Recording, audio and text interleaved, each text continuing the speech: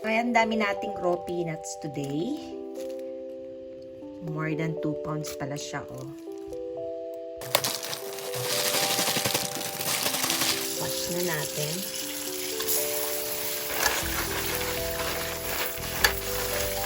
Tama, may malaki tayong kasirola, no? Ito na. Ah, bigat. Ay!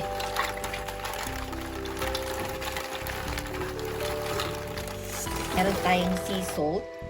Kahit anong asin, pwede na. Ito yung available ko.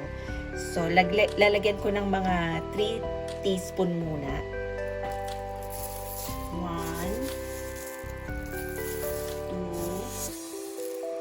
2, 3.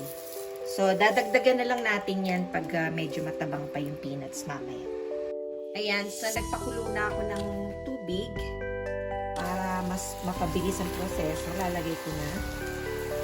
Diretso na dyan. Iko-cover ko lang yan for 1 hour. Pakukuluan ko for 1 hour. And then after that, check natin kung malambot na. Which is, I doubt na malambot na. Usually, mga 3 hours ko siyang pinapakuluan.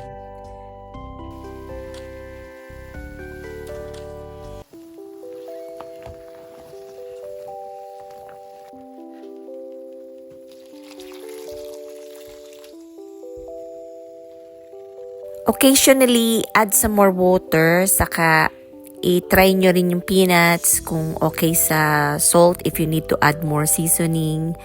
Ayan.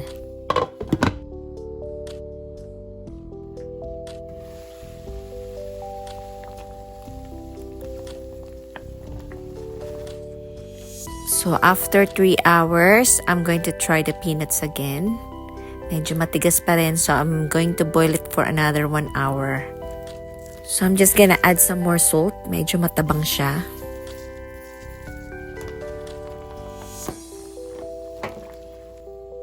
So after 4 hours, ready ng ating peanuts. I-drain lang natin yung ating peanuts saka yung water. Once na-drain na natin at medyo malamig ng ating boiled peanuts, maaari nyo nang i-enjoy. Napakasarap niyan. So, thank you guys for watching and I hope to see you all soon. Bye for now!